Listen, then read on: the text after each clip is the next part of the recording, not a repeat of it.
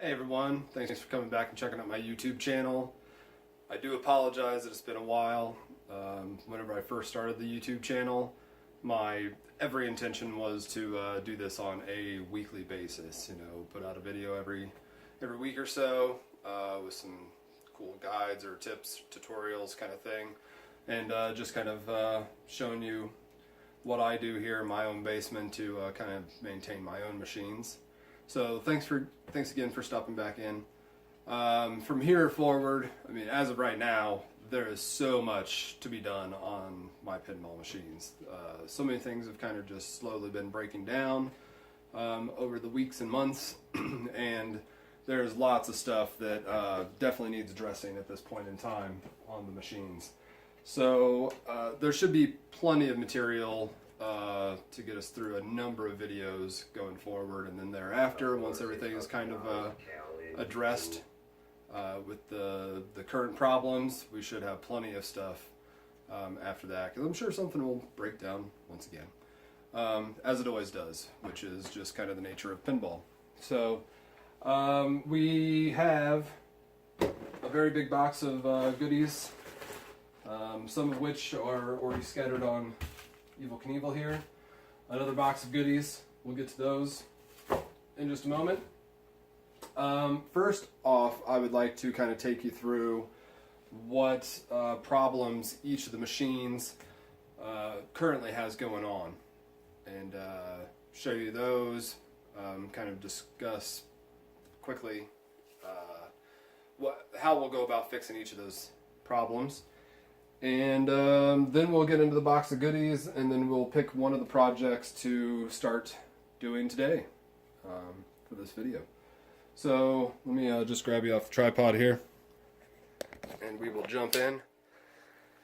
Dragon here. I just acquired this a couple of weeks ago. I expected it to be kind of a project machine. There's not really very many things that need to be done to it.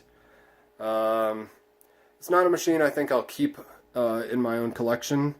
So once I get all the problems sorted out, I will probably be selling it on. So if any of you guys are interested and live here in the Denver area, definitely reach out to me.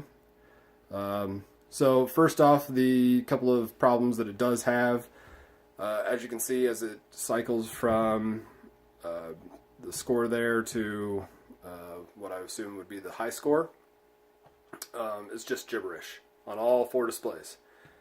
And I've read that it may be like a bookkeeping function where we just need to flush the bookkeeping saves. There is a battery in the back box there just dangling, so somebody did replace the battery, so the battery may just be dead, and that's very, very likely that is the problem. So we need to figure out that. Somebody did a terrible LEDing job. I'm not opposed to LEDs, but it definitely needs to be tasteful. And, to stick blue LEDs, and I don't know, really none of it kind of appears tasteful to me. There's green, there's blue, there's reds up there, there's some more blues and greens down here. It's a really good machine. I enjoy playing it. It's got Vera targets. Pretty cool. But the LED job just does not appeal to me. Probably doesn't appeal to most, really, on a machine of this age. So we'll be addressing that. The service button inside the coin door here does absolutely nothing. Nothing at all. So we'll definitely need to address that. The individual who owned it before me completely disabled the tilt. He actually even had a plastic bag stuffed into the ring, the tilt ring there, so that the pendulum could never make contact, or the rod going up and down there, the vertical rod, would never make contact with the ring. And the pendulum, the weight at the bottom is actually completely gone. Up in the little slide thing up here, I don't know what you'd call it, a little trough, I guess, where there would normally be the ball, that if you were to lift the machine up by the front, the ball would actually go down here and make contact with the switch here at the end. Sorry, I know it's probably pretty dark inside there. That ball that rolls along that trough there is missing. Those are all in the box of goodies that I have laid out here on Evel Knievel. So we'll look at those in a second. So I have most everything we need to actually start fixing machines.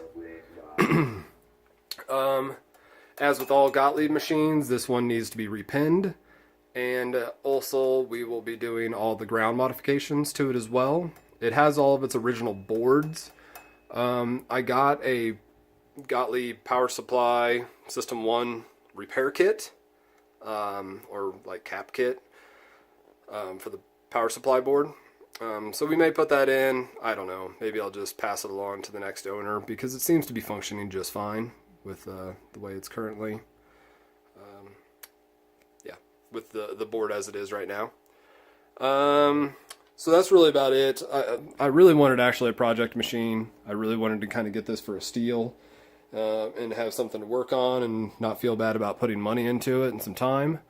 But I still got it at a pretty good price, and the amount of fixing that needs to be done to it is very minimal, so not a big deal. But I do like a project. I actually, sounds really silly, but I do kind of enjoy almost working on these machines more than I like playing these machines. So, on to Evel Knievel. Evel Knievel, his problem, the biggest one that I want to address, is up there on the player 1. It is missing that first digit, the ones digit. There's no actual points on this game that actually score 1, so that digit there, that first ones digit, is always 0, but it doesn't actually display the 0 any longer. And we have the parts to fix that as well. Another problem that's been with Evel Knievel, its pop bumper rings have been slowly breaking down, like the skirt that the ball rolls on, and then activates the switch at the bottom. Have kind of gotten chewed up over the years, like this one. It's not even circular anymore. It's got just chunks taken out of it, so not so good there. And this one even has a chunk taken out of it as well, right there by the post. So we're going to be replacing the the skirts and the pop bumper bodies. So with these, we'll come back to the boxes here in a moment. They're filled with all sorts of goodies. As far as Evel Knievel, really, it's been rock solid. There's not a whole lot that needs to be done to it. So, what else? Well, I guess moving to night moves. Just going on down the line here. It's funny owning a pinball table that actually works really, really well as a table. So, I really like night moves, but sometimes just because it is just a completely flat surface, it does get used as a table a lot of the times, especially when having friends over and drinking beers and playing pinball down here. We don't normally play this one because it sucks to try and sit down, and then as soon as your ball is over, you have to stand back up, change seats with somebody. It's just kind of a pain in the ass. And the angle, you could play it standing up, but you'd be so hunched over, and the angle just doesn't seem right, and you fail to make shots as consistently as you would normally would whenever you're seated. Yeah. So the problem with night moves, and here, let me just turn it on, just because it should be on anyways. Night moves, there's really not any problems with it other than the same problem that we have with Mars, is that the pop bumpers are all driven by a pop bumper driver board, and that is this here. So these little boards, every single pop bumper, rather than being controlled by the actual solenoid driver board and lamp board that's in the back box of the machine, each pop bumper in a System 80 machine, like God of War here and Night Moves is also a System 80 machine. They all have their own boards like this. And there's actual power going straight to those boards rather than through like the solenoid driver board and lamp board. So the thought behind these is just that it'd be easier to maintain, easier to fix, more powerful pops. But these tend to have their own set of issues. And right after, maybe not right after, but a year or so after they started using these boards, Gottlieb actually issued a not a recall notice, but a maintenance notice to actually change out some of the components on these boards. So what the problem that I'm having is that this top right pop bumper here locked on at some point in time. I don't even think the game was on, because I don't normally leave this game on with the game playing. I'll leave it on like it is right now, just in attract mode, but I won't actually leave the game on. And the reason for that is because during a game, if you leave this game on, it is exceptionally noticeable. It doesn't just, sit there in the background, making no noise and going unknown that it's turned on. It'll actually just drone, like the background noise that God of War makes. It's instantly noticeable. So if you walk away from this machine for any length of time, it'll just drive you fucking bonkers listening to this thing drone on. So, but at some point in time, I think it actually locked on, even in attract mode, and it melted the coil, the solenoid that goes to that top right one, and before that, it was actually having problems where it would slam shut, it would pop, and then it would, a couple of seconds later, it would release. So it would do these like real long pops. So it'd slam all the way down the metal ring and then slowly release over a couple of seconds. And now I'm starting to get those kind of symptoms on other ones as well. This one here will do it. The one up here will do it as well. So really we just need to go through and redo all of these pop bumper driver boards. This machine also needs a good repinning, and I've already started that process, and I've already done it a few times on this channel, so I'm not going to show you the repinning process. I mean, maybe we'll briefly cover it, but it's not something that we probably need to revisit. I have a couple of videos up already of the repinning process on the old Solar Ride, which was a System 1 Gottlieb, and all of it's so similar from one to the next that it doesn't really bear repeating. We do need to do the ground modifications on God of War here.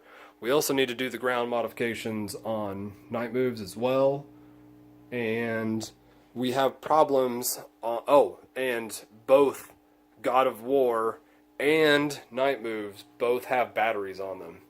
And so does Dragon, but somebody's already replaced that with a battery that is not on the motherboard. So the battery that came on the motherboard, the 40-year-old battery, has been removed and is setting off to the side. But I do believe the battery is dead. So, and it was like, they didn't do it correctly either, because it's supposed to be 3 AA batteries, and it's just a single AA battery from what I can tell. So that may be our gibberish numbers there on Dragon. So we need to remove the batteries, we need to repin, and inside of God of War as well, there's these orange caps right there in the front, the big orange cap. And we have a modern replacement to those. Everybody says to replace those pretty quickly once you acquire one of these machines. So we'll be doing that as well. And the displays. So as you can see, this display here, there's missing segments and everything.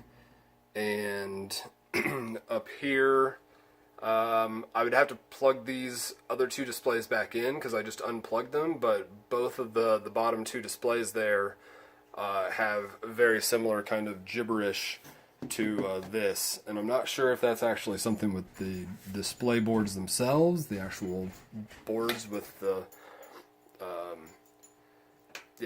the actual boards themselves, or if it's something, a voltage problem or something coming from the power supply.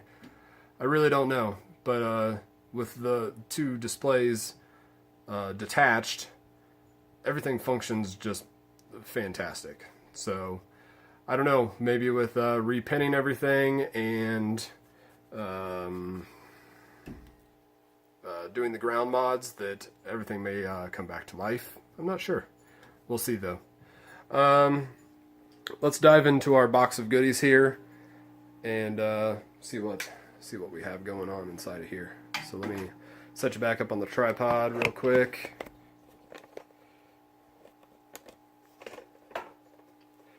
Okay.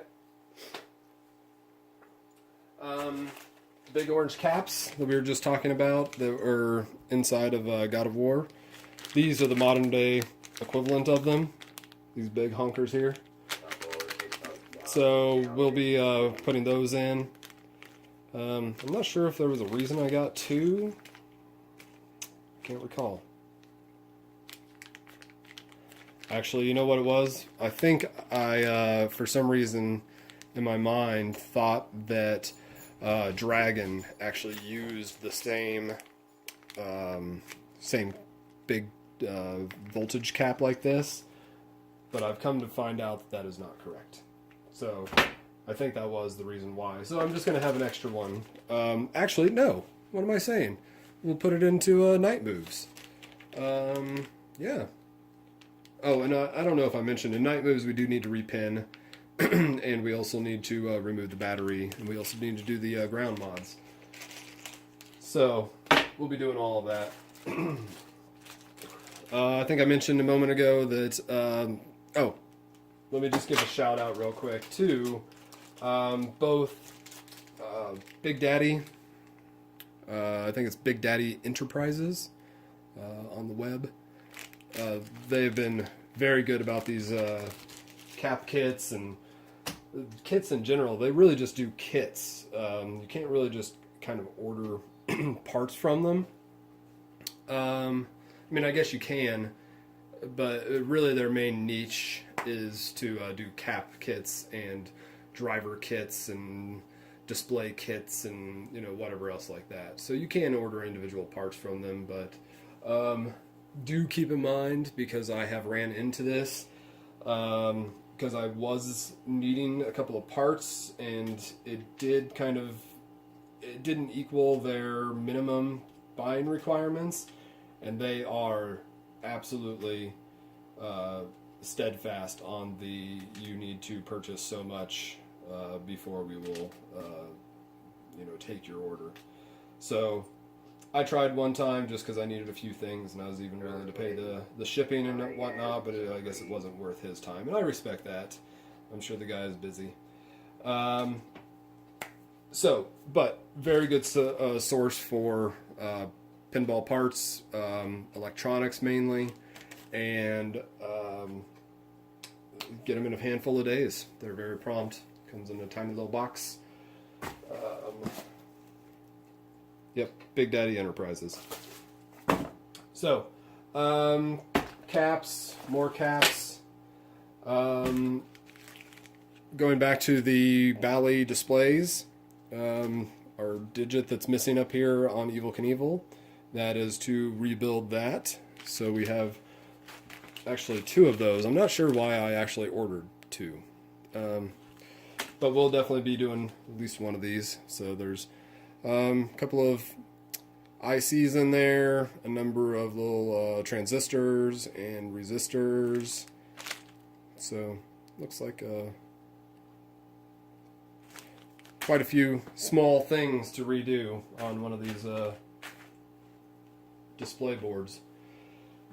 We already discussed the pop bumper skirts and stuff for Evel Knievel. we talked about the pendulum being removed from Dragon. So there's the actual weight pendulum bob at the bottom there. The actual rod that this actually attaches to is still there, but the clip at the bottom, so there's the clip that goes at the bottom of the pendulum, and also that little roll trough where a ball would go to prevent somebody from lifting the front of the machine up. If you lift it up too far, it activates a switch. The ball will roll down the little trough and activate a switch and shut the machine off. And that's not just like your normal tilt. Like if you actually do that to a machine, it will end game. It will not just end your ball. So it's kind of like the slam switch on the front of the coin door. If you hit the front of the coin door too hard, it's just end of game. It's not end of ball. There's our service switch for Dragon. So we'll be installing that as well. I have stickers. So that's actually the sticker for the front of the coin door on God of War. And in here as well is the sticker for the front of Dragon. So one of my big complaints about Dragon is that, maybe not complaints, but kind of annoyances with the previous owner is that, like, just taking off the lockdown bar was a big sticky frickin' mess. So somebody, I don't know what they did. I mean, I'm assuming they spilled some beers down it, or somebody spilled a soda down the front of it, but it was disgusting. So I've cleaned it up, so now that everything's, able to be pulled apart and stuff, but it still needs a much more thorough cleaning. And we'll get to that eventually. I ordered some coil sleeves for, well, I should get out the coils first. Inside of here is coils. And these are the coil sleeves for these particular coils. I think Gottlieb sleeves, coils and sleeves are a bit, I want to say they're longer. They're than your typical Bally Williams coil. So you actually have to have the appropriate sleeves to go inside the coil. And these coils, these coils came with their own sleeves, so I didn't actually need to order extra sleeves. You can see here the sleeve coming out the end there. Just fell into my hand as I was getting them out of the little package. But this is for the pop bumper that melted inside of God of War. So, and I bought an extra one just because I think before this is all behind us, well, I don't know. I do notice something here, whether I use them both or not. They don't have the diode on them. There's no diode going across the lugs on the coil, and most always there is.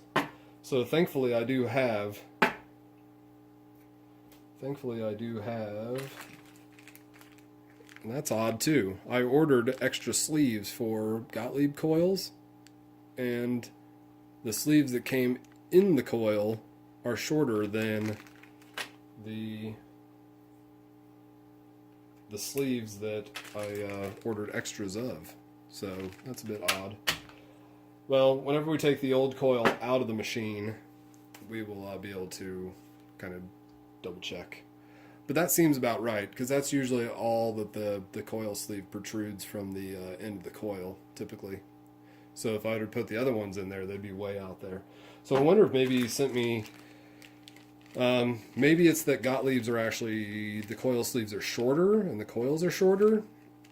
And maybe these sleeves are actually for like a Bally coil. So either way, they're like, I don't know, 12 or 15 cents a piece. So they'll be used eventually at some point. Could be way down the road though. Because I do believe I have a number of Bally sleeves.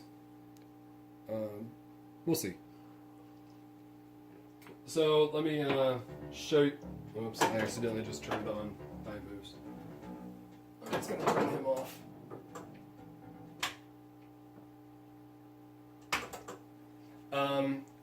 So the big project is the, let me put you in a different position here so we can get real close here on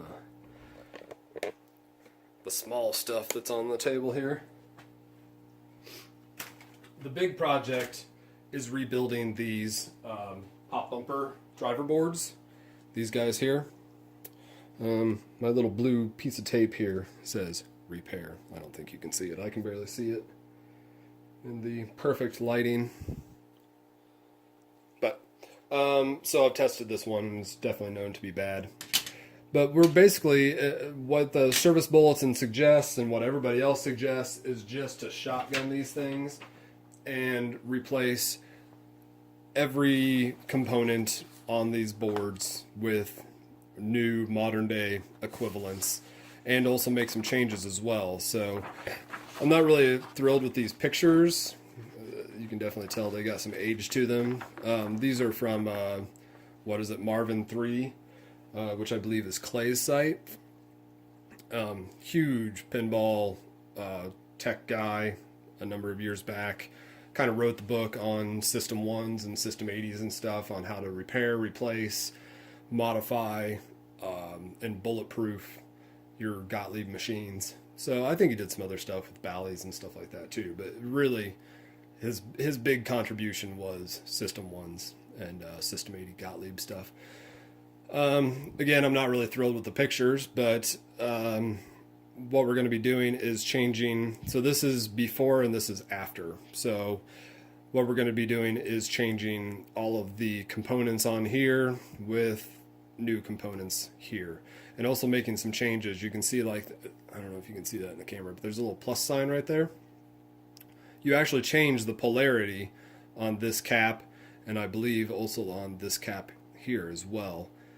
And also, instead of putting the legs back through the PCB, we're actually going to be putting in sockets, and then, so here's a socket. So we're going to be putting in these sockets through, and then if anything were to ever go wrong with the actual new little IC chips, we would just be able to pull these out of the socket rather than having to desolder them from the PCB, the backside of the PCB. So that's kind of cool. Takes just as much time. And over here we have all of the components that came in. Oh, I'm sorry, I've mentioned Big Daddy a number of times now, but all of the other parts came from Pinball Resource. So the coils from Pinball Resource, and if you guys don't know, Pinball Resource is kind of the online shop, and it's not really an online shop. I can't really even say that. But I think he actually owns all of the rights to Gottlieb and being able to reproduce parts for Gottlieb. If there's anybody else ever selling parts, Gottlieb parts, my best guess is that they actually buy them from him and then mark them up or just resell them. But it's my understanding that he makes all the parts for Gottlieb machines, and has all the rights to it. Owner's manuals and stuff like that. That's why you can never find Gottlieb owner's manuals online to be able to print yourself out, is because he's put restrictions on them, and that's all fine. It is his products and his livelihood and stuff like that, so I'm not going to try and step on anybody's toes.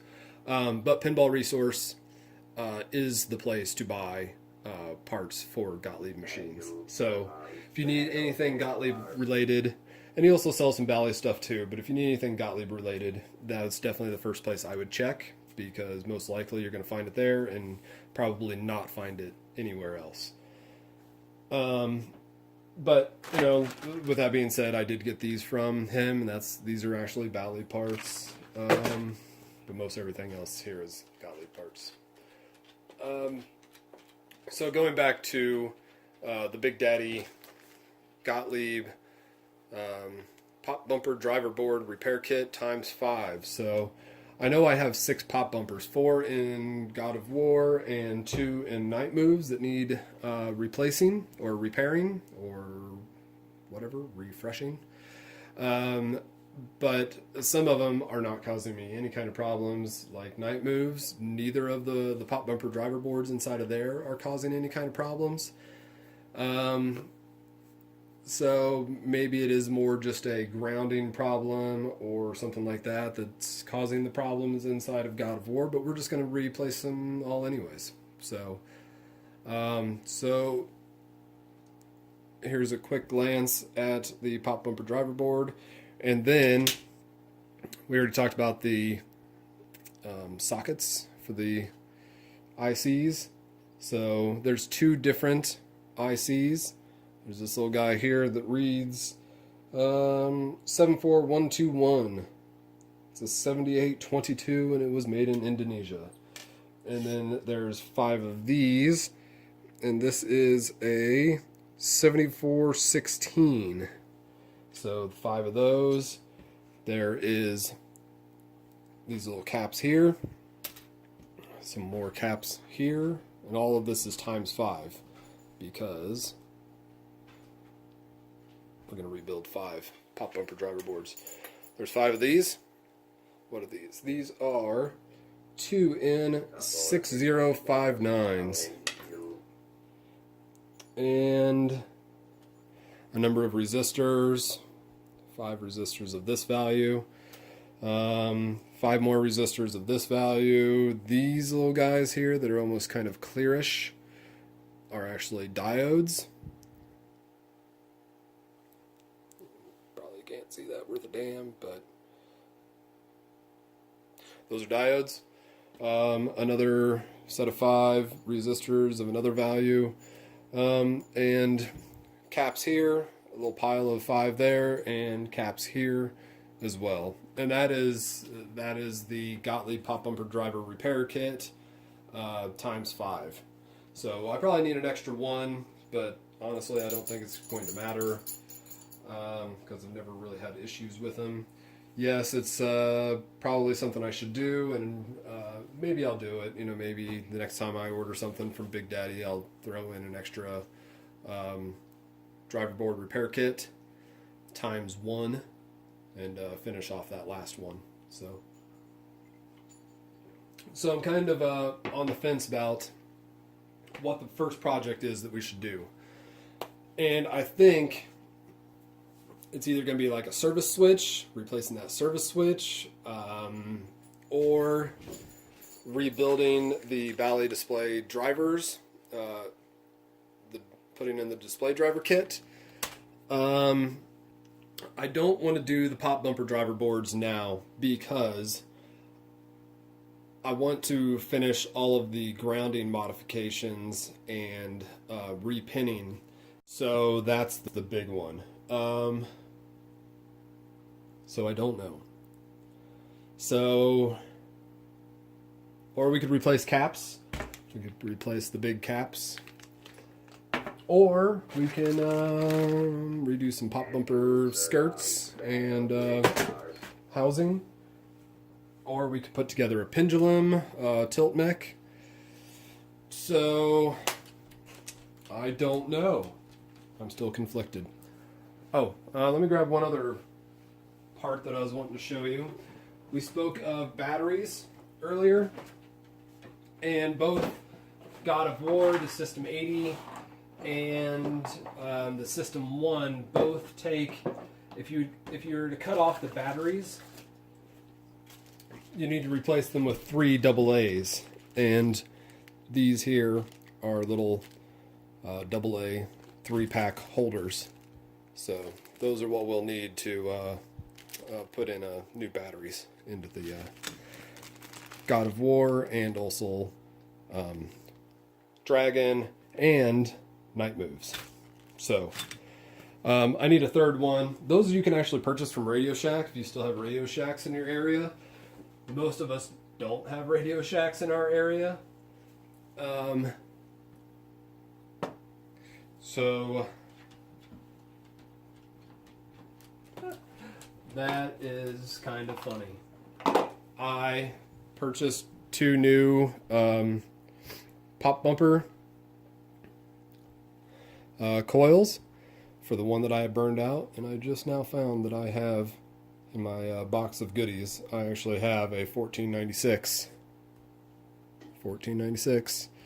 So I have lots of pop bumper coils for Gottlieb machines. Okay. I think what we're going to do is start in on pop bumper skirts on Evel Knievel. So let me get you set up. We'll be right back. Okay, everybody, we're back. Just getting things kind of set up here. Got the lock bar off, got the glass off now. Get the ball out of there.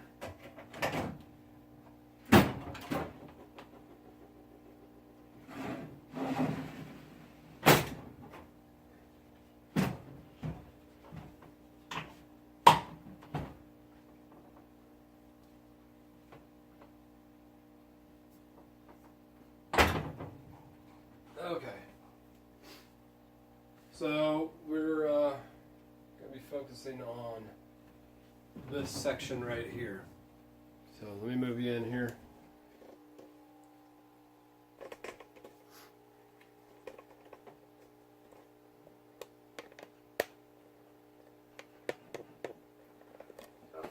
Something like that.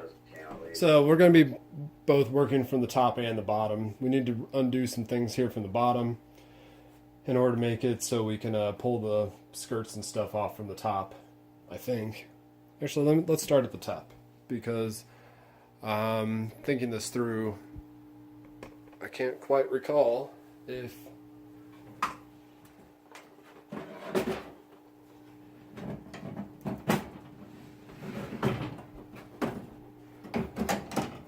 you can just remove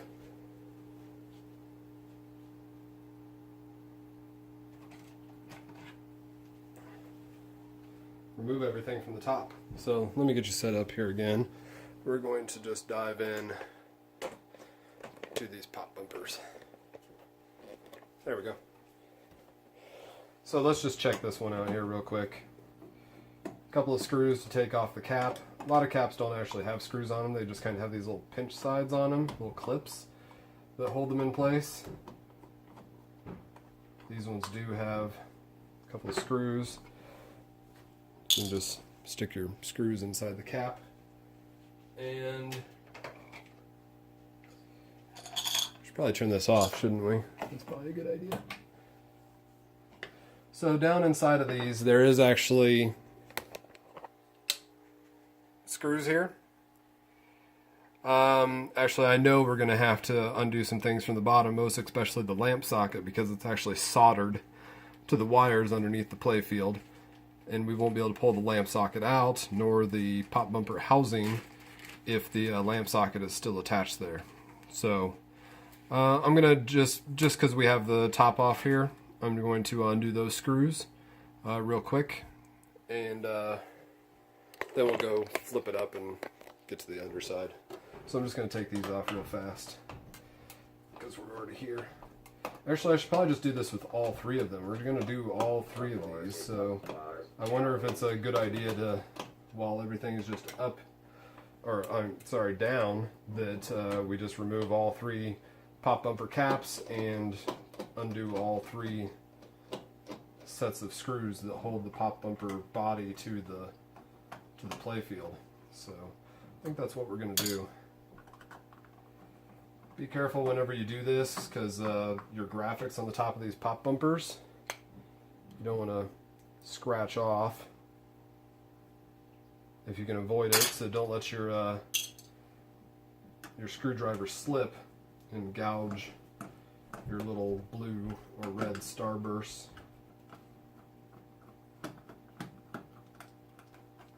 Or whatever color you're working on.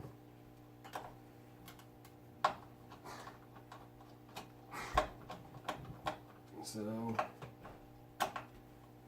just undoing all the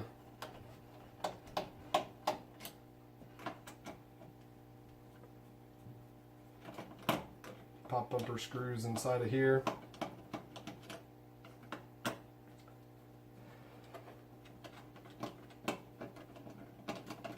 Let me get needle nose to pull those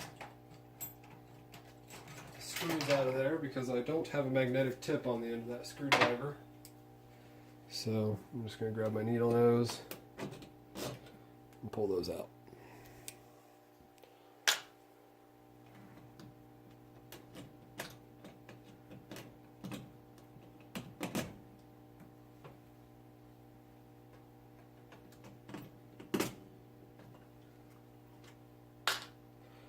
Get the lamp out of my way as well. Another project I'd like to do here sometime soon. I don't know if you guys know that these Ballys of this age, you can't actually put LEDs in at all because they just flicker terribly. But there is, it's almost like a diode board. It's really just a board that plugs into your lamp driver board on your PCB in your back box there, your lamp and solenoid driver board, and basically puts a diode in line with every single light, whether it be general illumination lights or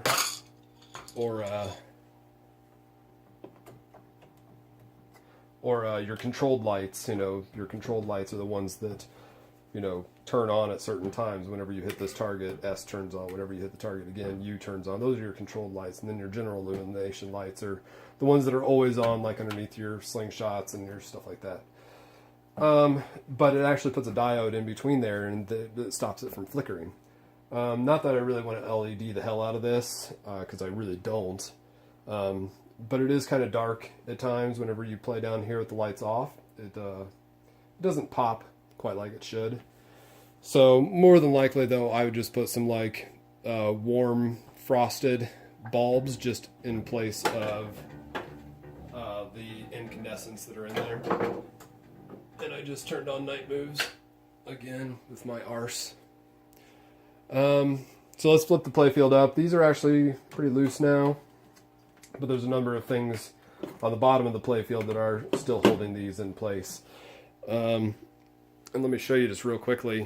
So not only did I get it because of get all of these parts because the skirts are all chewed up, which most of them, yeah, there's like a chunk taken out of the back of that one.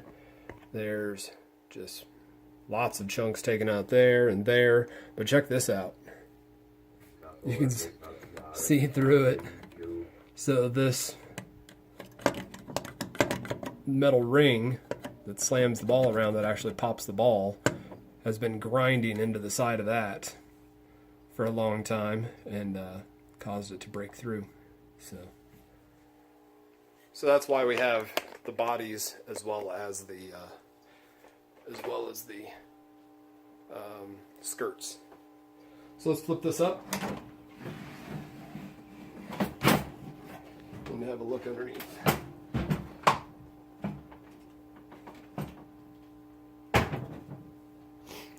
I'm going to plug in my soldering iron real quick because we're definitely going to need that in order to undo all of the lights sockets. So let's just do that real quick.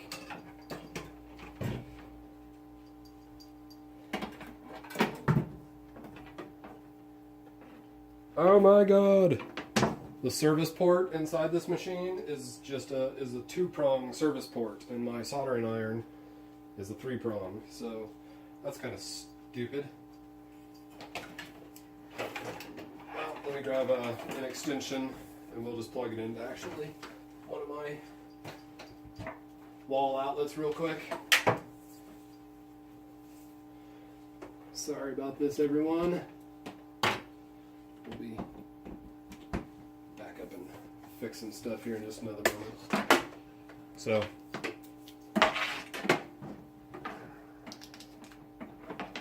and it is now heating up. So we're back in business. Get that out of the way there. There we go. So, soldering iron all down in the bottom of the cabinet there. And we will be focusing up there. And you survive battle with Mars.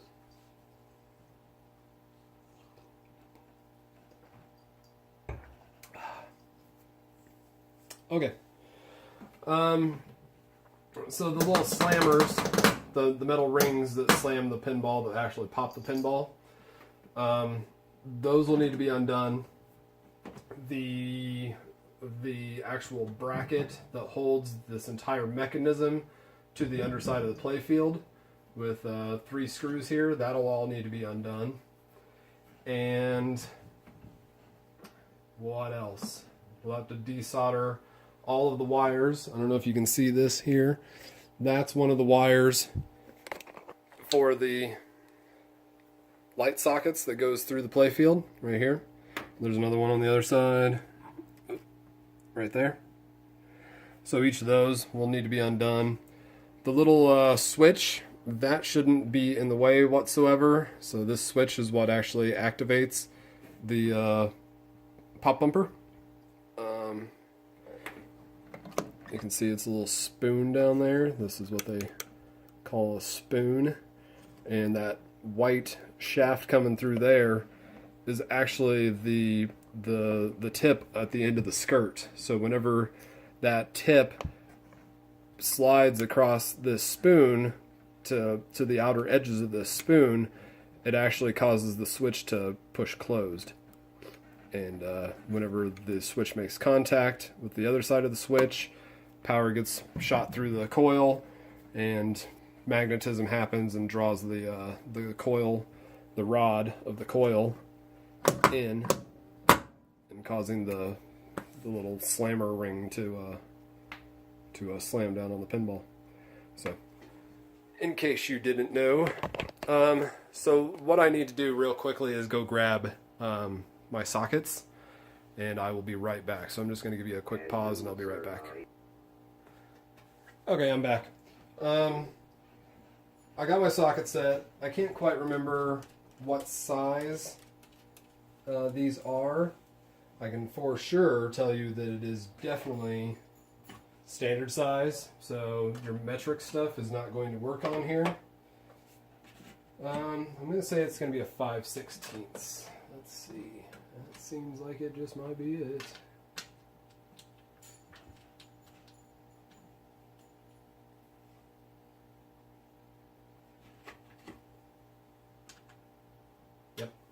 Okay, so I really don't like to use my impact driver, so that's my impact driver. On stuff like this, you have to be exceptionally careful when using an impact driver on something like this. Taking it on or taking it off, of course, isn't going to be much of a problem, but putting it back on, really easy to over tighten. So being that we're just taking it off right now, I'm going to use my impact. Extension on there as well. And let's see. Let's just start with this one here.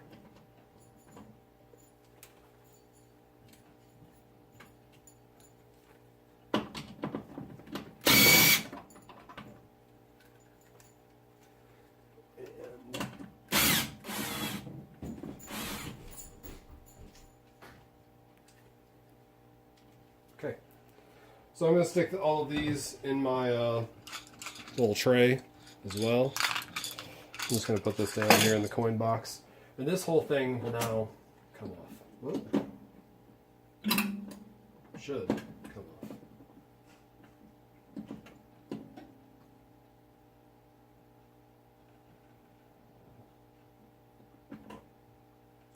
Yep. Okay. Not a big deal. But yeah, I guess I wasn't thinking quite right that the rings have to come off as well.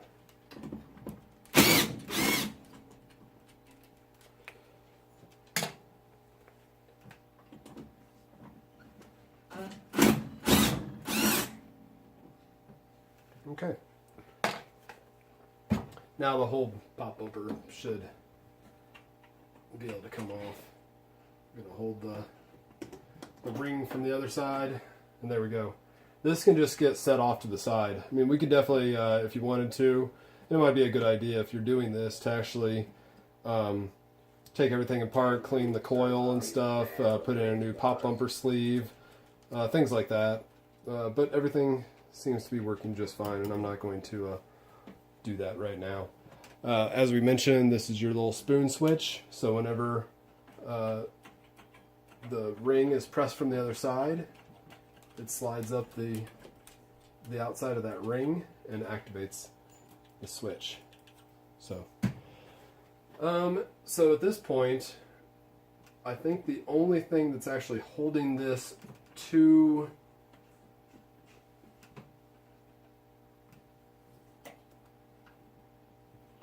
the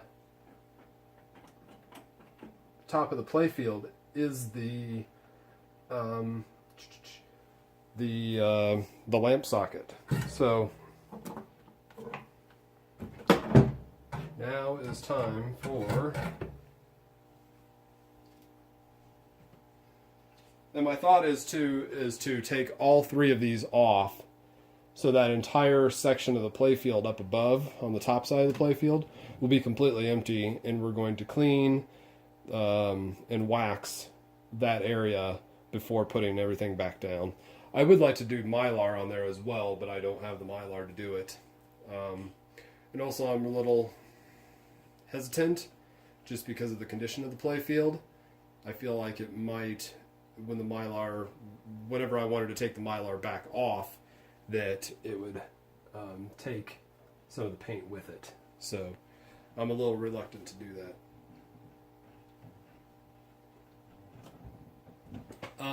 So let's, I'm grabbing my needle nose,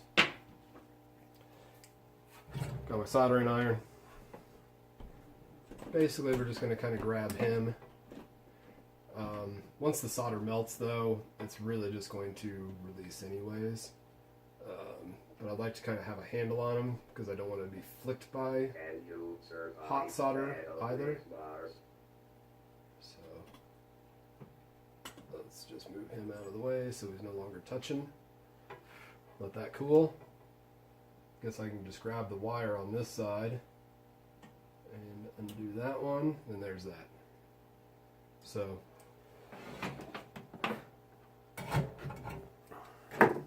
really, I should take a picture of this. I'll do that in just a moment. But this blue wire goes up to here. This one is already mounted to the underside of the playfield, so that one's obvious where that one goes. So these just fold inward. Straighten these out a little bit. Make sure that they've cooled down so you don't burn your fingers. And I believe that's the last thing that's actually holding, yep, the entire assembly to the top of the playfield. So now we have our body and everything here. So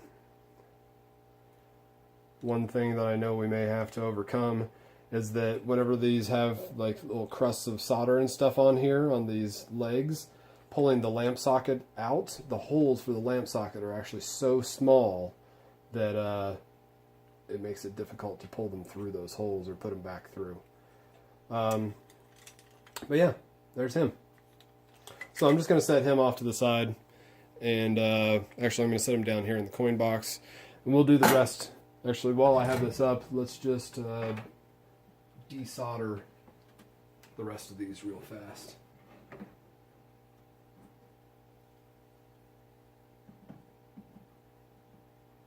There's that one off.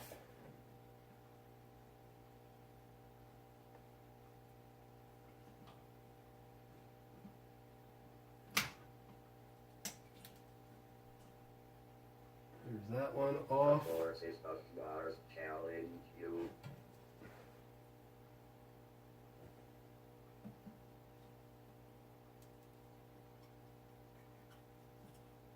There's that one off, I think. It just stuck itself back on as soon as I released it. Okay, that one's off. And last one.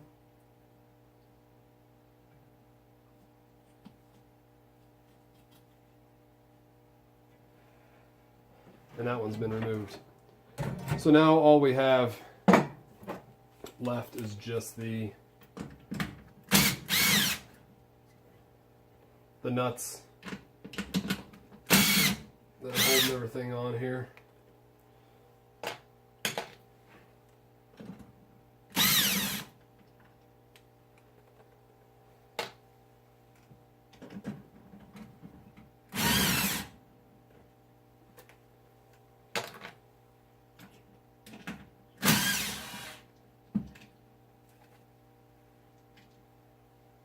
Awesome.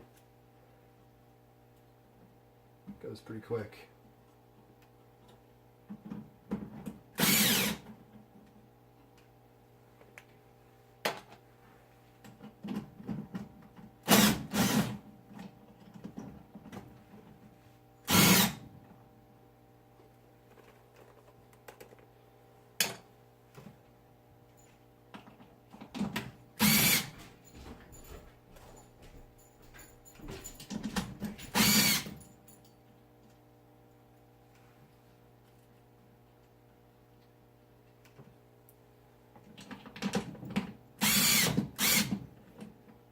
Okay, there we go. Both of these should be released now. Should just be able to let them dangle here. Whoop.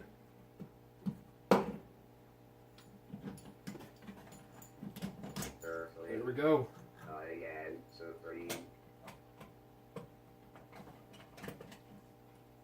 So we got to straighten out these lamp socket leads. And we just pull through like that. There's another one.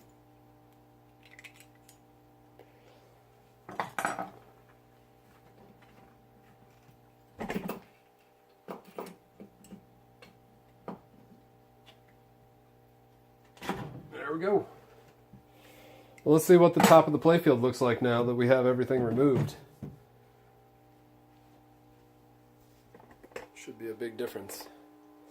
I'm going to turn off the soldering iron. We won't need it for a little while. And move this out of the way. Disconnect that. Okay.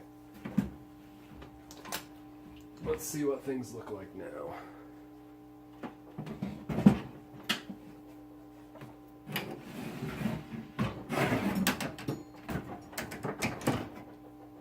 Wow. Big difference. Okay.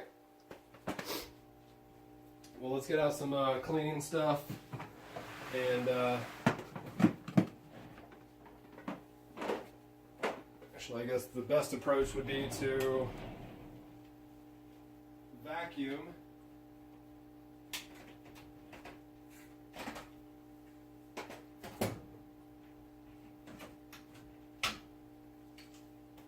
any kind of dust and debris in this area.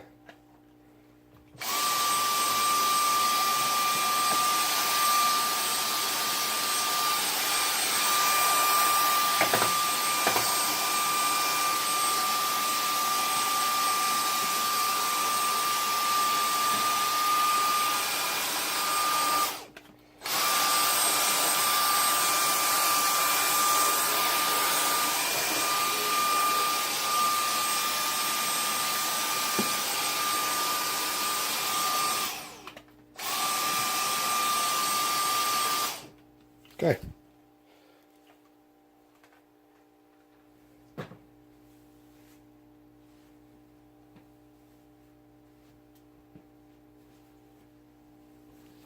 So I'm going to get out some simple green. Just give it a quick spritz with that. And then I think we're just going to do just a very quick and dirty wax job and go from there.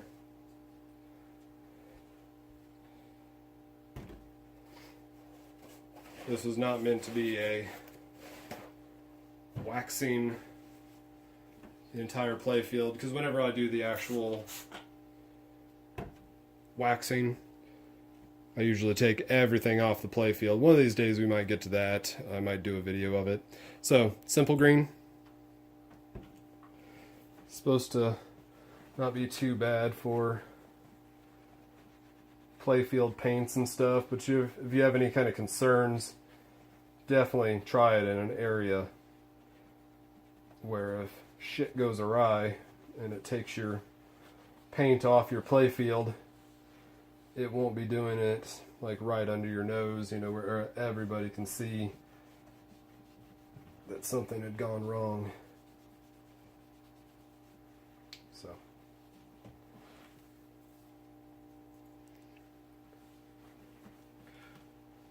not much change. So I'm gonna put a little dab of wax on here, smear it all around, and then wait for it to dry.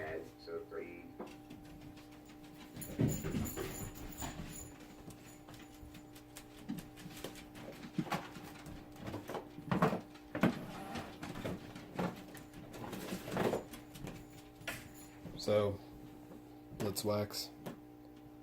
So let me do that real quick and I'll be right back. Okay, so I just waxed the area around the pop bumpers, and while we're waiting on the wax to kind of haze up and dry, I figured it'd be a good idea to focus on these. So I think what we're going to do is move this out of the way. We're going to work here on night moves and getting one of these rebuilt. So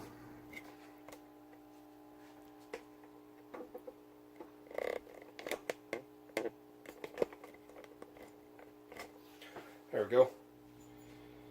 So let's just set that over there. Get our wax out of the way. Okay.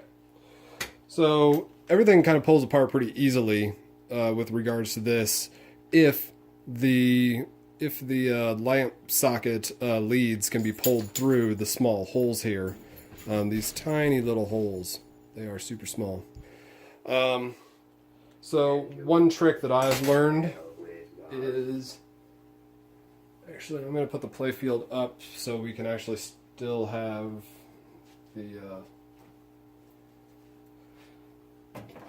get my soldering iron out. Maybe I won't leave it up. Let's get the soldering iron plugged back in.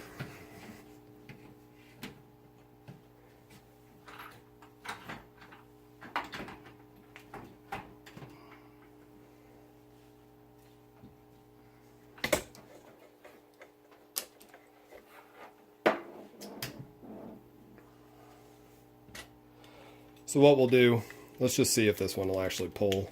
So this little thing at the bottom here that houses the spring, oh, it actually pulled right through. Never mind. Well, we might need it for one of the other ones. So this pulls off. I'm not sure what this part is called, and it has a little spring here at the bottom. Then everything just kind of slides back together. So let's grab our new parts and rebuild this one real fast. New parts. I guess we just need to pay attention to kind of how things are disassembled in order to reassemble here. So, what comes off first? So that pulls off the bottom.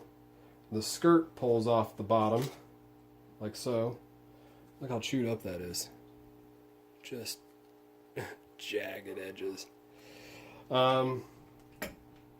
And then the ring, and then the actual pop bumper body.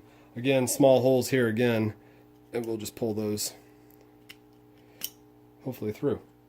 Not too bad. Okay. So the new body, there is definitely some different size holes in the bottom here, the bigger holes on the left and right. not these holes, but the bigger holes here at the bottom. Those are the ones that actually secure the pop bumper body and everything to the playfield. So you actually want to stick this through the smaller 2 holes, just like it came out the last time. So press that all the way down, so we're all good. Actually, while we have this out, one of the biggest is to, a lot of the times there isn't very good connection between the lamp, the sides of the lamp and the base of the lamp. And let's kind of squish this down a bit while we have it out.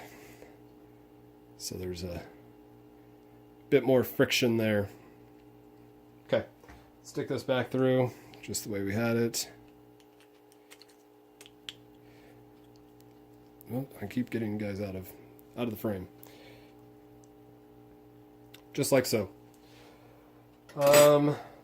This will go on, and there's these cutouts in the sides here, these little half circles, and that's where these half circles line up with. So just like that. Out here kind of as a reference tool. So we're there so far, and now we need to put in the put the skirt through, and the things that will, so the 2 rods that have the pop bumper skirt there go through on these outer holes. And then the leads just kind of fall down through the middle there. And everything kind of lines up like that. Whoops. We almost forgot. No, we didn't. That's all right. It just seems really wobbly because the spring's not holding everything to the bottom. So I didn't get a replacement of this piece. And again, the small holes, the ones on the left and the right, are the ones where the wires pass through. So let's see if I can do this with, actual, be able to see it. So I guess like that goes through the center, the little cutouts. No, I need to turn it. There we go. That one's falling in there. That one's falling in there. And wiggle, wiggle.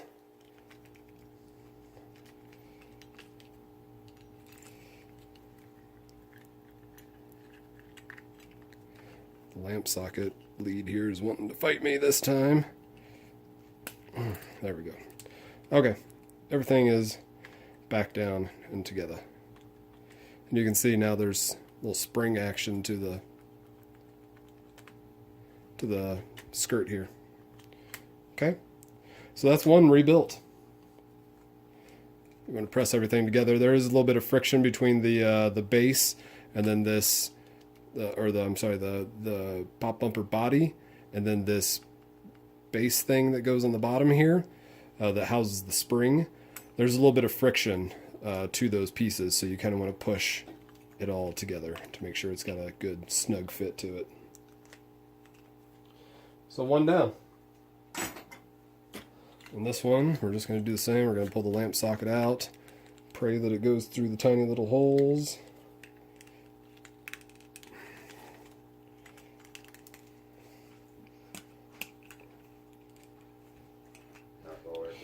And it's not going to. So I have a little piece of solder right here on this edge. I don't know if you can see that or not.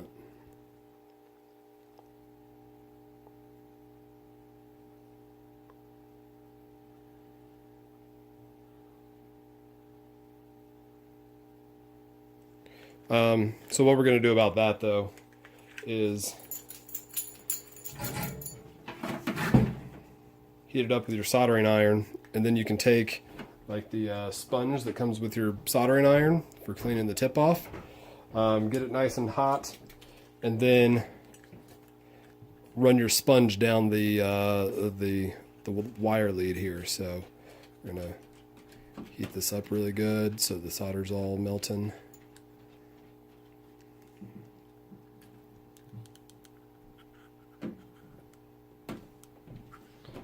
Throw our soldering iron back in here, and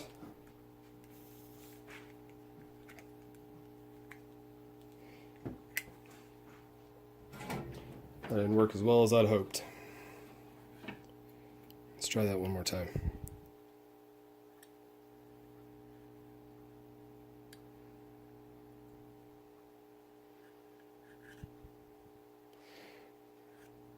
Actually, I smoothed off the sides anyways where that little chunk was sticking up, so I may just move forward here. Although that is now raging hot. Let's see if the rest of the lamp socket's still hot too. Nope. So that pulls off now.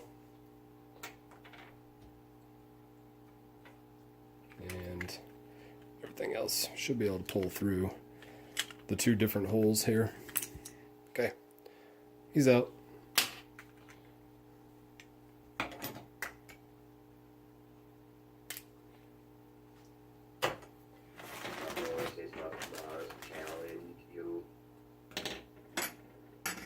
Okay. Another pop bumper body. Go down through the small holes again.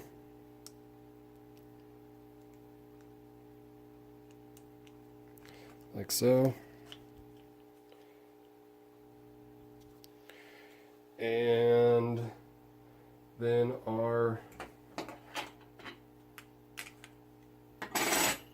these are just going to be trash now. Our ring goes on. And then the skirt.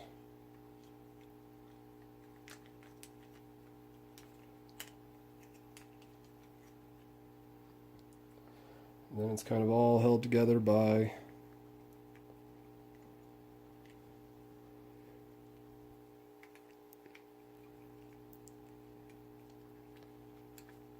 there we go.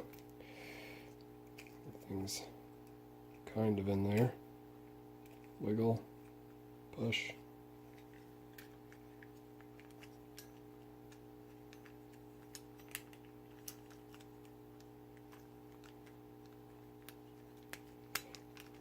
There we go. So the lamp socket's all the way down, the base. Press that in so it makes good contact. There's a little bit of friction between. And there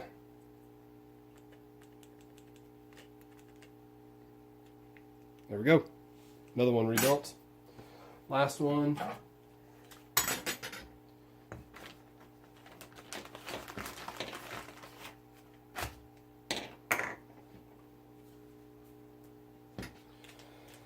See if the lamp socket comes out of this. That looks kind of scary. There's a big glob of solder right here on the side of this. Look at that. So I'm not even going to try and pull that through. I'm just going to try and smooth it out with the soldering iron real quick.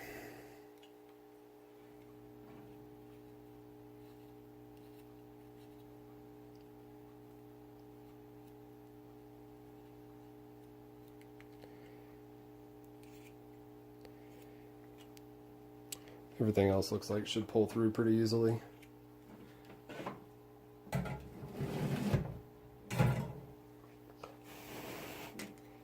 Okay.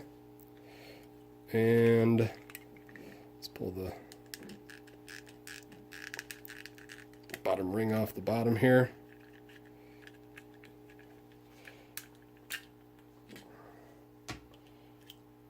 Spring.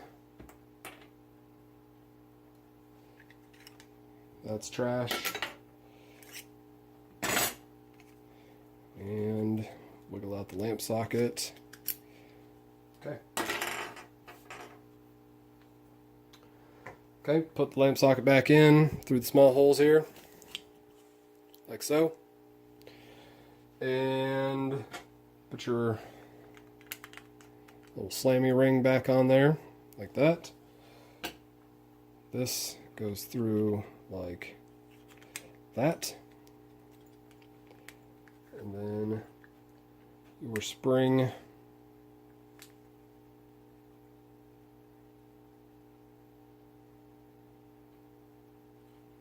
There we go.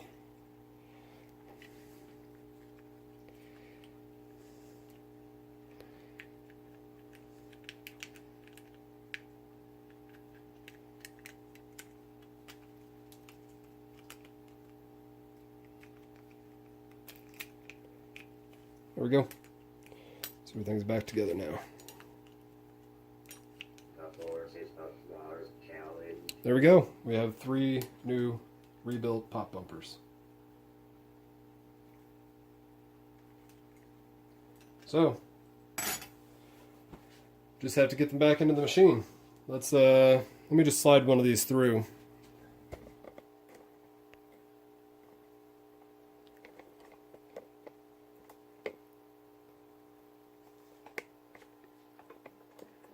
Take a look what it looks like here.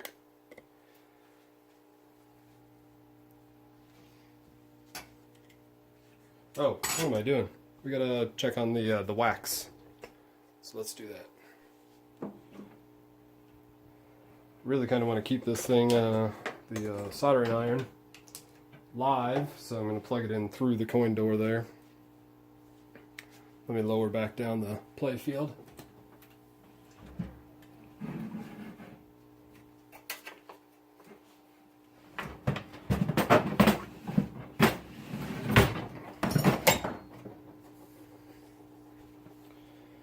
Okay.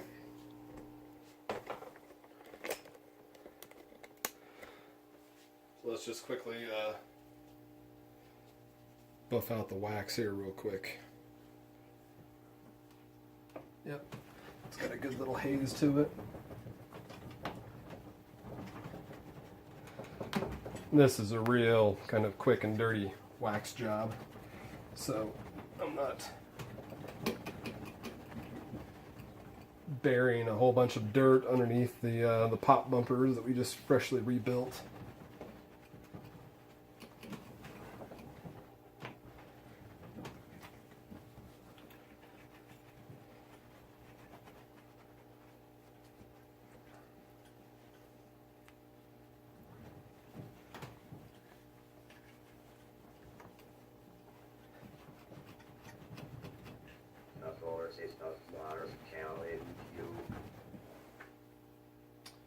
Nope, that shined it up pretty good. It's definitely a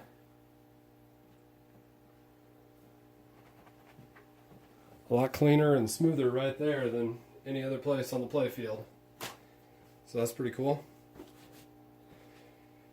Let's see, can we just lower all 3 of these down here? Again, the big holes are for the rods, and then the small holes are for your lamp socket leads. And I forgot again, here, let me see if I can slide these up and press down these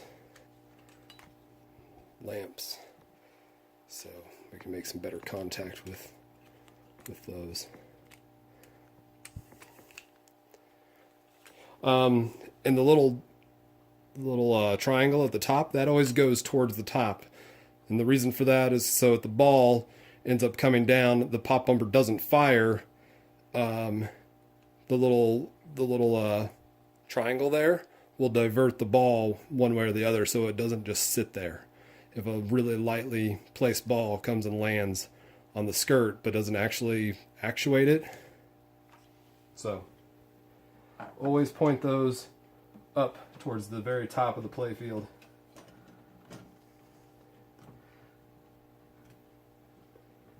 Okay.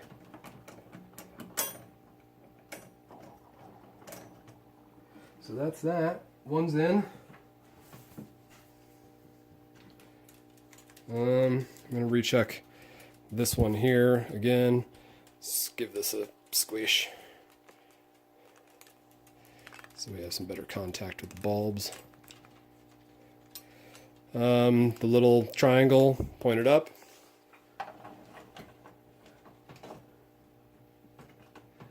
There's that. You survive battle with wires. Nope, got hung up on one of the lamp leads here. There we go. Make sure the lamp's pressed all the way down, so it sits all the way at the bottom of the pop bumper housing. Then the last one,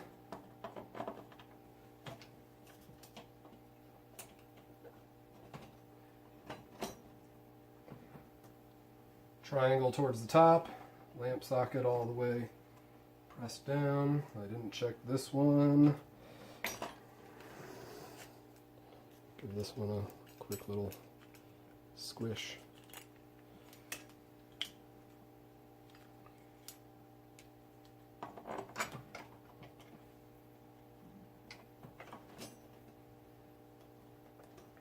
Okay, they're all seated in there pretty good now.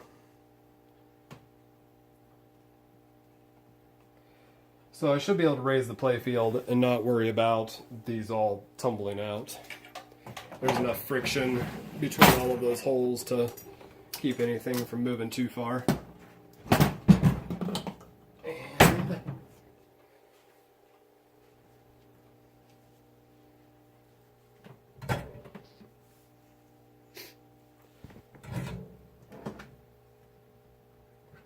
soldering iron's all nice and warm now. So when we need to resolder those leads, we can do that.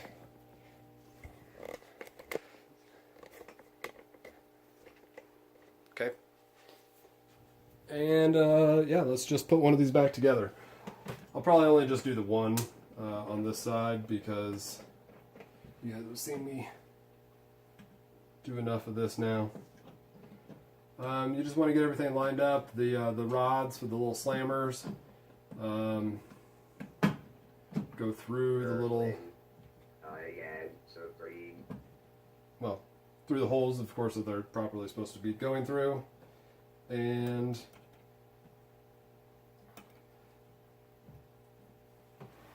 so let's just attach the three that actually hold the actual solenoid housing to the bottom of the playfield. We'll put those on. We'll put the other nuts on for the ring. Then we'll bend down the leads for the wire, for the lamp socket wires, and then we'll tighten those up.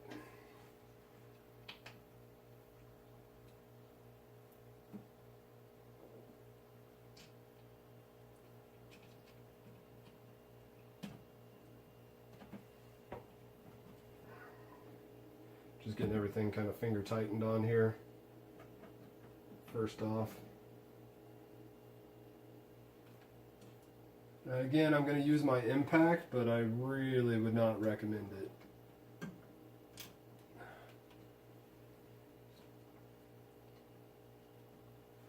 And I just dropped a wire or a nut in there into the little housing area for the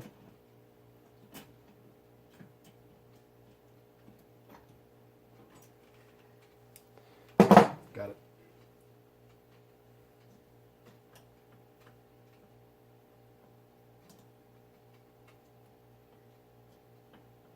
Okay. So, grab my little impact driver again.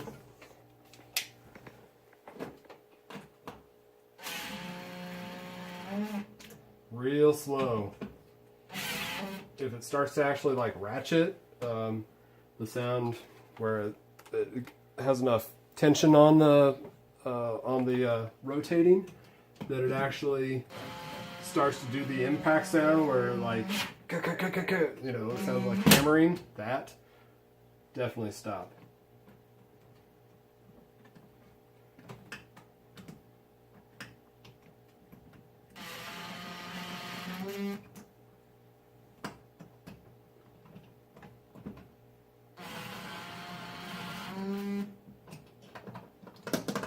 Everything just needs to be snug. And you could get out the actual socket and snug everything up. But if you're going to use something like a drill or an impact or something like that, go very easy. Very easy. Okay, so now we just need to bend the wires down. The lamp leads, bend those back down so they rest against the bottom side of the play field. Then we can solder that red lead to it. And where's the other one? Well, it's actually up inside there, so I'm going to have to kind of get a screwdriver to kind of poke it through. I may actually have to pull it from the back side, or from the top side, pull the lamp socket out a little bit and direct it through, because it actually lays underneath, or well, there's a little channel that the lamp leads go through.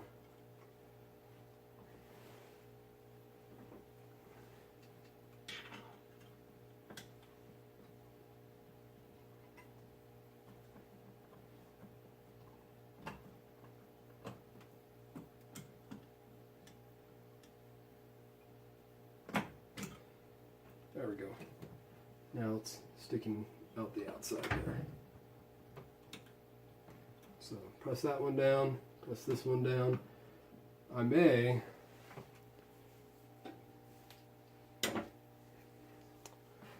I don't know. I kind of want to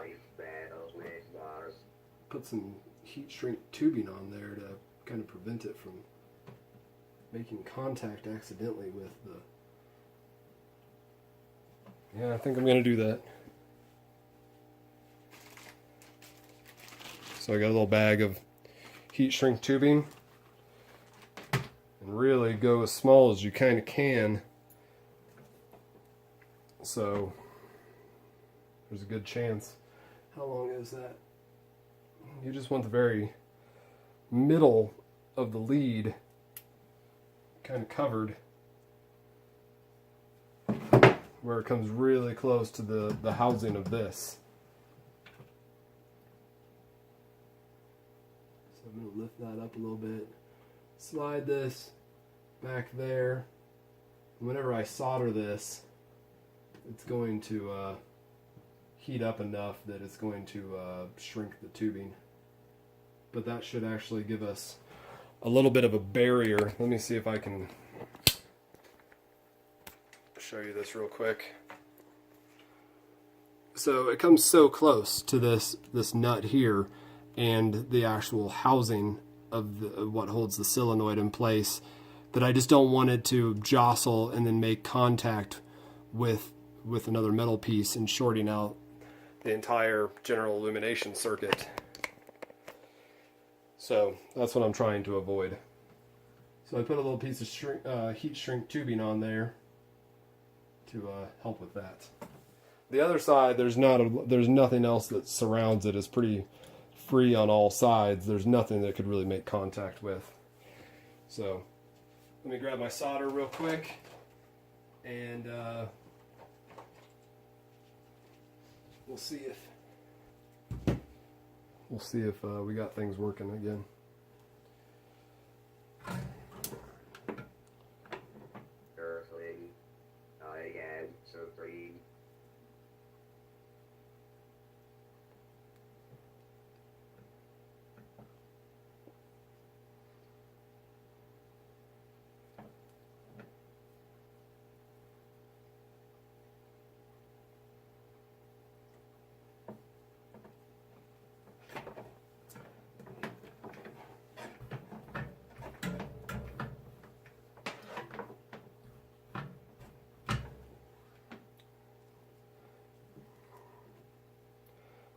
Tip is very dull. Needs a kind of a good cleaning.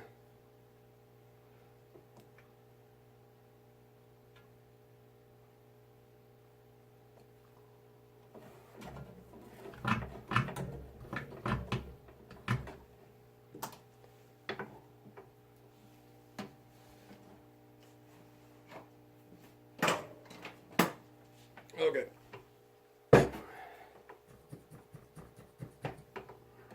There we go. Much better.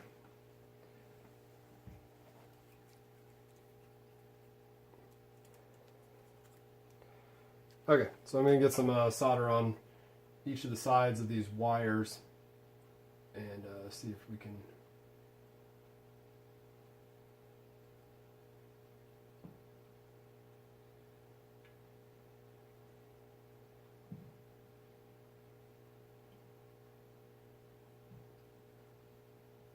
There we go.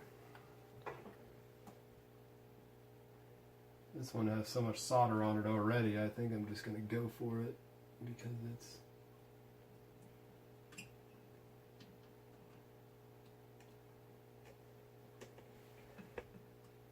Sorry, I know you're probably looking at the back of my head. It's probably not that interesting.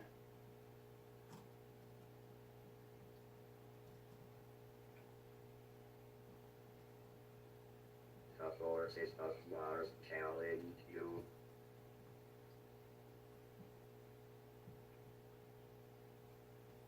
Okay. I think I'm going to have to hold this one in place while it dries.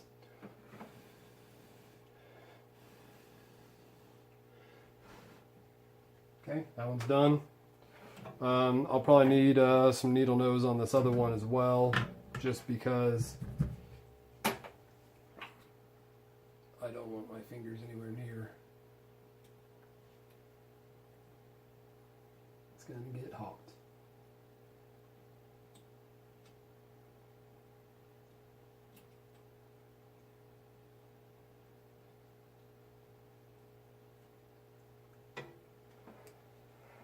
Try a different angle here.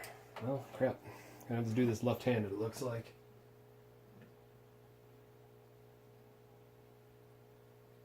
There we go.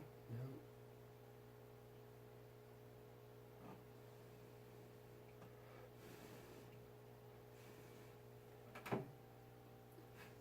I'll take that. Okay. And that is that. So everything's back up and functioning again. The ring is there. The lamp should light up no problem. The skirt, whenever you push on the skirt, it activates the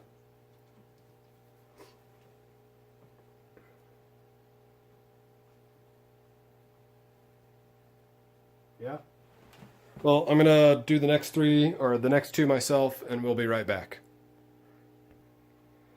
Okay, we're back. I did the other two pop bumpers off camera, have those all installed. I did put heat shrink tubing on all of these ones that kind of protrude through the mounting, the housing for the solenoid, the brackets there. So like this one, it doesn't actually protrude through the housing there, but on the other side, it does.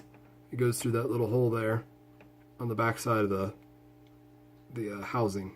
So I put the heat shrink tubing on there so it doesn't come in contact with the housing or the screws and the bolts and stuff that come through the playfield. I did the same up here, and on this one over here, I did it there as well. So I've already kind of double checked our work to make sure everything is looking good, and to the best of my knowledge it is. So I believe I'm going to lower the playfield, put the caps back on. Oh, and also, most importantly, put the, what are they? The screws that actually hold the pop bumpers to the playfield. We haven't put those in yet. So let me just lower this back down real quick. Put bulbs in it, that kind of thing. Let's do it real fast here. That goes down. Box of goodies there. We need 6 of these longer screws that actually hold the... Let's tighten these down real quick. You do have to kind of wiggle them past the lamp socket sometimes, because it will try to, the lamp socket tries to get in the way a lot of the times. Don't overdo it, because you're tightening down onto plastic. you definitely want them to be fairly solid. I mean, it is being just jostled around like crazy constantly with the pop bumpers firing. So you definitely don't want to make it there be a weak point by not tightening these down. But don't overdo it because you will crack the plastic. So.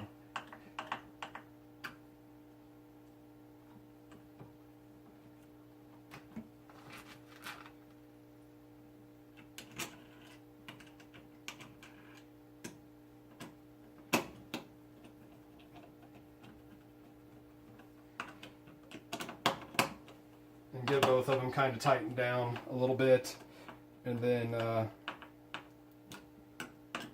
re-tighten, you know, so everything kind of pushes in there evenly. What happened to our tops? Here we are. 3 of those. It doesn't look too bad with the older yellowed.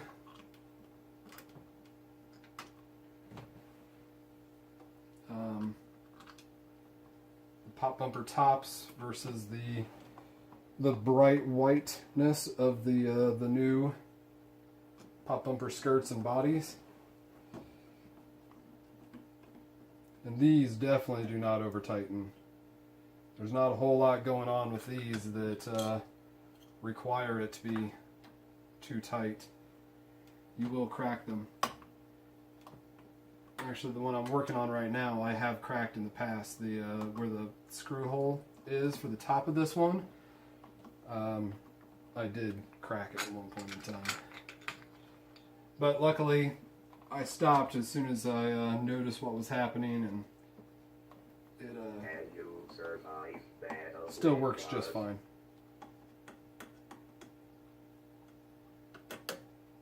What am I doing? We have to put the lights in. Jeez. Okay. Off they come. Light goes in.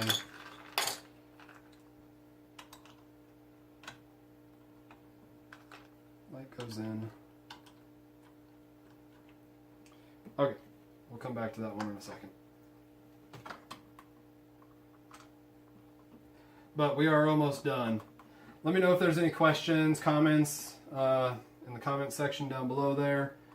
Let me know what you guys think as far as what we want to do next. I'm thinking rebuilding the display up here. That's my next thought. See how that turns out, if we can get that digit back.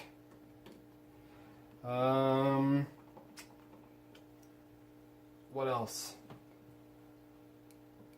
Like I was saying earlier, I really want to keep the redoing the pop bumper driver boards until the very end after, well, maybe not the very end, but I definitely want to do the repinning and ground modifications to God of War before doing the pop bumper driver boards, because if there is an issue with grounding and stuff like that, I don't want to blow out any of my new components that I will be redoing the pop bumper driver boards with. So that would really be kind of a pisser if I end up having to redo the redo. Okay, everything's there. Let's turn it on, see what happens. Oh, sorry, I just kicked the camera.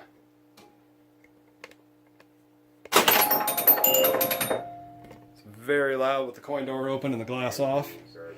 So let's put in a credit here. Okay. Let's grab a ball. Here's our ball.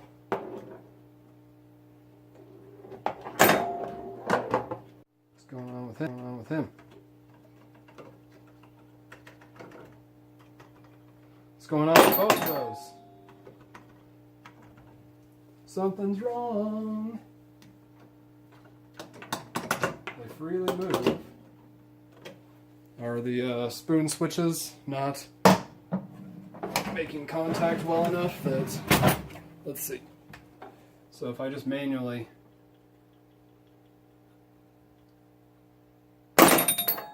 Yeah, so the spoon switches just need adjustment. So they're actually making contact at all time.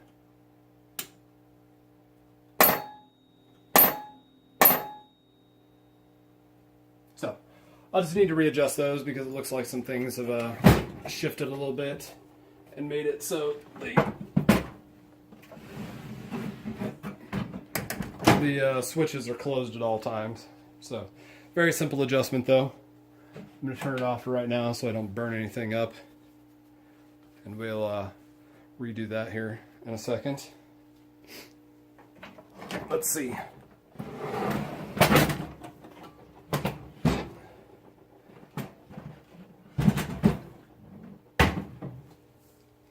Point you back up here.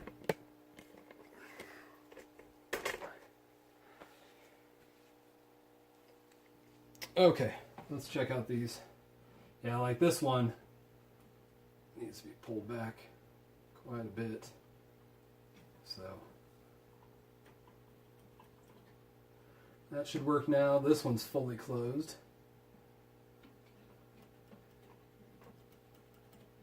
That works now. And this one, yeah, is fully closed also. So I'm thinking that the, well, maybe things were just kind of loose over time, but I'm guessing that this shaft here that actually activates the switch whenever it moves around inside that little spoon is a little bit longer on these new ones than it was on the old ones. So, with that being said, I think all of them are not touching as of this moment, but they are real close, so they should be very snappy.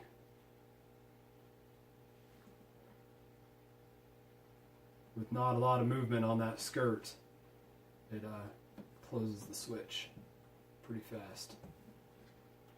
Yep, so let's try that one more time. Playfield back down. Got that. Game on.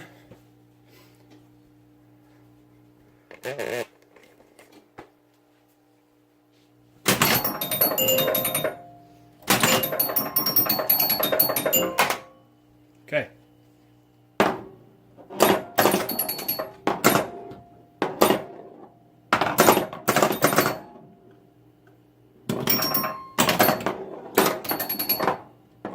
I'd say that's pretty lively. Whoop, I missed.